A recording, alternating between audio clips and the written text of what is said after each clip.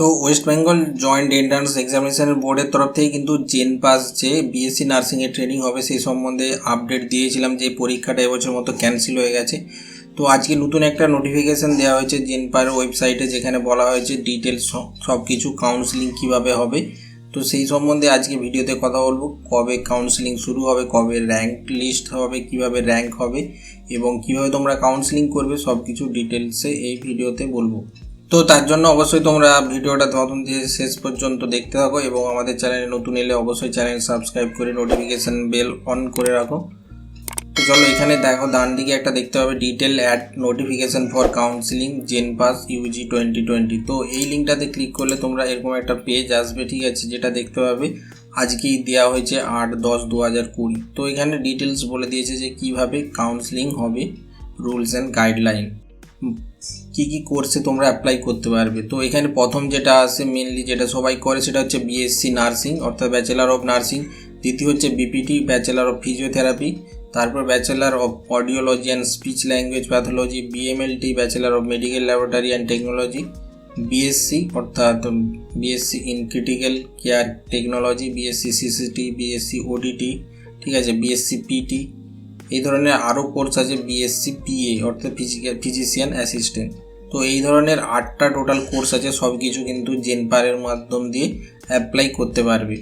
তো যেমনভাবে joint এন্ট্রান্সের registration বা কাউন্সেলিং হয় সেই সেমভাবেই কিন্তু এখানে তোমাদের ফার্স্ট যে স্টেপ হবে সেটা হচ্ছে রেজিস্ট্রেশন করতে হবে। একটা অনলাইন ফি লাগবে রেজিস্ট্রেশন করার জন্য। ফি দিয়ে তোমরা অ্যাপ্লিকেশন করবে, রেজিস্ট্রেশন করবে এবং যাবতীয় ডকুমেন্ট অর্থাৎ যে ডকুমেন্টগুলো তোমাদের আগেই বলেছিলাম, মাধ্যমিকের অ্যাডমিট কার্ড বা বার্থ সার্টিফিকেট, 12-এর মার্কশিট, ঠিক আছে, তো এই ধরনের যে ডকুমেন্টগুলো লাগবে সবগুলোই কিন্তু পিডিএফে তোমাদেরকে আপলোড করতে হবে ওয়েবসাইটে, ঠিক আছে। এছাড়াও তোমাদের ওয়েস্ট বেঙ্গলে অবশ্যই ডোমিসাইল সার্টিফিকেট লাগবে, যদি কাস্টের তরফ থেকে হয় তাহলে কাস্ট সার্টিফিকেট, ইডব্লিউএস বা পিডব্লিউডি যে কোনো যদি থাকে তোমার ক্যাটাগরি, তাহলে তোমাকে সেই সার্টিফিকেটও আপলোড করতে হবে, ঠিক আছে। এইভাবে প্রথম যে স্টেপ হবে সেটা হচ্ছে রেজিস্ট্রেশনে। তো রেজিস্ট্রেশন কমপ্লিট হয়ে গেলে তারপর তোমাদের ডকুমেন্ট ভেরিফিকেশন হবে। ডকুমেন্ট ভেরিফিকেশনটা কিন্তু তোমাদেরকে কোনো কলেজে বা কোথাও যেতে হবে না, এটা কিন্তু ভার্চুয়ালি হবে, VRCS অর্থাৎ verify by virtual reporting centre. তো ভেরিফাই যখন কমপ্লিট হয়ে যাবে সেটা কিন্তু তোমাদের কাছে একটা মেসেজ আসবে অর্থাৎ SMS-এর মাধ্যম দিয়ে তোমরা জানতে পারবে যে তোমার অল ডকুমেন্ট অ্যাকসেপ্টেড না রিজেক্টেড। তো তোমার যদি কোনো ডকুমেন্টের কিছু প্রবলেম থাকে, বুঝতে অসুবিধা হয়ে যায়, ব্লার হয়ে যায়, তো সেক্ষেত্রে তোমাকে মেসেজের মাধ্যমে জানিয়ে দেওয়া হবে এবং দ্বিতীয়বার তোমাকে চান্স দেওয়া হবে যে ডকুমেন্টটা সঠিকভাবে আপলোড করার জন্য। ইনকেস যদি না করো আপলোড, সেক্ষেত্রে কিন্তু তোমার অ্যাপ্লিকেশনটা ক্যান্সেল হয়ে যাবে, ঠিক আছে। এই জন্য একটা হেল্প ডেস্কও ওরা চালু করেছে, যেটা হচ্ছে 1800-1023-781 বা এই যে নাম্বারটা তোমরা স্ক্রিনে দেখতে পাচ্ছ। তো কিছু প্রবলেম হলে তখন তোমরা এই নাম্বারে যোগাযোগ করতে পারবে। এরপর নেক্সট স্টেপ হচ্ছে সেটা হচ্ছে চয়েস ফিলিং, অর্থাৎ কোথায় কোন কলেজের জন্য তুমি অ্যাপ্লাই করতে চাও সেটা কিন্তু তোমাকে এখানেই করতে হবে, ঠিক আছে। রেজিস্ট্রেশনের সময় তখন যে তোমরা একাডেমিক যে স্কোর অর্থাৎ তোমাদের সাবজেক্টে এইচএসের কিসে কত পেয়েছো যে স্কোরগুলো দেওয়া হবে তার অনুযায়ী তুমি কিন্তু বিভিন্ন কলেজ তোমাকে সিলেক্ট করতে হবে। কোন কোন কলেজের যে সরকারি কলেজগুলো আছে সেই কলেজের লিস্ট তোমার কাছে থাকবে, ঠিক আছে।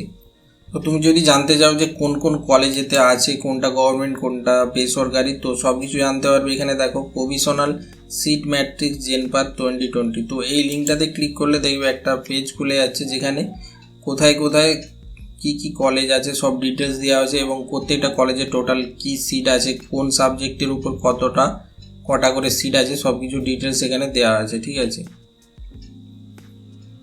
কারণ সব কোর্স কিন্তু সব কলেজে পড়ানো হয় না, তো বিএসসি নার্সিংয়ের জন্য আলাদা হতে পারে বা অন্যান্য যেসব কোর্স আছে সেগুলো কিন্তু অন্যান্য কলেজে হয়। তো সেইটার কলেজ সম্বন্ধে ডিটেলস তুমি এখান থেকে জানতে পারবে, ঠিক আছে। তো এইভাবে তোমার কোর্স এবং যদি কলেজ ঠিকঠাকভাবে চয়েস হয়ে যায় অর্থাৎ চয়েস ফিলিং কমপ্লিট হয়, এরপর তোমাকে চয়েস লকিংয়ের সময় আসবে, ঠিক আছে। এই ডেটগুলো আমি বলে দিচ্ছি শেষে, যে কবে থেকে অ্যাপ্লিকেশন শুরু হবে, চয়েস লকিং কবে থেকে কবে পর্যন্ত চলবে এবং লাস্ট কবে, সব কিছু ডিটেলস বলছি। এবং চয়েস লকিংয়ের পর তোমাদের একটা মেরিট লিস্ট প্রকাশ করা হবে, ঠিক আছে। চয়েস লকিংয়ের পর merit list will be prepare based on aggregate assigning weightage factor different subject according to the formula. তো এখানে একটা ফর্মুলা ইউজ করবে, যেটা ইউজ করে তোমাদের একটা র্যাঙ্কিং বের করবে, ঠিক আছে। তো সেই ফর্মুলাটা এরকম হবে যে তুমি যে বায়োলজি স্কোর পেয়েছো সেটা × 6 + 4 × কেমিস্ট্রি স্কোর প্লাস 2 ইন্টু ফিজিক্সের স্কোর প্লাস 1 ইন্টু ইংলিশের স্কোর, ঠিক আছে, দিয়ে যে এগ্রিগেট অর্থাৎ গড় নাম্বারটা বেরোবে এই টোটাল 4টা সাবজেক্টে, সেটা অনুযায়ী কিন্তু তোমাদের র্যাঙ্ক লিস্ট বা মেরিট লিস্ট যাই বলো, মেরিট র্যাঙ্ক, সেটা তোমাদের পাবলিশ হবে, ঠিক আছে। এবং যদি এখানে বলেও দিয়েছে যদি কোনো দুজনের যদি নাম্বার বা এগ্রিগেট সেম এসে যায় সেক্ষেত্রে তাদেরকে প্রিফারেন্স দেওয়া হবে যে বায়োলজিতে হায়ার মার্কস পেয়েছে। যদি বায়োলজিতেও সেম নাম্বার পায় তখন দেখবে যে হায়ার মার্কস ইন কেমিস্ট্রি, তো এইভাবে তাদের মধ্যে যে কোনো একজনকে সিলেক্ট করবে। এরপর র্যাঙ্ক অনুযায়ী তোমাদের একটা জেনারেল মেরিট র্যাঙ্ক সেটা পাবলিশ করা হবে, ঠিক আছে। জেনারেল মেরিট র্যাঙ্ক পাবলিশ করার পরে সেই অনুযায়ী কিন্তু তোমাদের প্রভিশনাল যে অ্যাডমিশনের জন্য প্রভিশনাল লিস্ট সেটা বের করা হবে এবং তারপর সেরকম অ্যাডমিশন নিতে পারবে। তো এইভাবে র্যাঙ্কগুলো হবে। তো এবার যেটা বলবো সেটা হচ্ছে তোমাদের যে ডেট অর্থাৎ কবে থেকে কাউন্সেলিং শুরু হচ্ছে সব কিছু। তো ডেট যেটা শুরু হচ্ছে সেটা হচ্ছে যে দেখো এখানে ফার্স্ট রাউন্ডের যে রেজিস্ট্রেশন এবং আপলোডিং অফ ডকুমেন্ট যেটা শুরু হচ্ছে সেটা 16 তারিখ থেকে 21 তারিখ পর্যন্ত, অর্থাৎ 16 অক্টোবর থেকে 21 অক্টোবর পর্যন্ত চলবে। তারপর আপলোডিং অফ কারেক্টেড ডকুমেন্ট, তো ডকুমেন্টে যদি কিছু ভুল থাকে সেক্ষেত্রে তোমাদের 22 তারিখ পর্যন্ত ডেট দেওয়া থাকবে, অর্থাৎ একদিন এক্সট্রা থাকবে সেটা কারেকশন করার জন্য। এরপর চয়েস লগিং হবে, সেটা হচ্ছে 16 তারিখ থেকে 22 তারিখ, অর্থাৎ 22 তারিখের মধ্যে কিন্তু তোমার যা কিছু আছে সব ফিল আপ করতে হবে এবং ক্যান্ডিডেটকে লক করতে হবে। যদি না লক করো অটোমেটিক্যালি কিন্তু 22 তারিখে লক হয়ে যাবে, ঠিক আছে। এরপর র্যাঙ্ক ঘোষণা হবে 2রা নভেম্বর, ঠিক আছে, অর্থাৎ 2/11/2020। এই দিনে তোমাদের র্যাঙ্ক লিস্টটা তোমাদের প্রকাশ করা হবে। এরপর first round of seat allotment result, অর্থাৎ কারা কারা তারা চান্স পেয়েছে ফার্স্ট রাউন্ডের যে রেজাল্টটা সেটা বেরোবে 5ই নভেম্বর, অর্থাৎ 5/11/2020। এরপর যারা 6 তারিখে যাদের পিডব্লিউডি আছে তাদের ভেরিফিকেশন হবে, ঠিক আছে।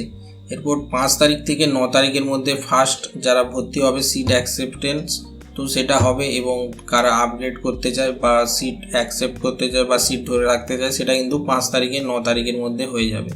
আর সেকেন্ড রাউন্ডের যে অ্যালটমেন্ট রেজাল্টটা হবে সেটা হচ্ছে 12 তারিখে।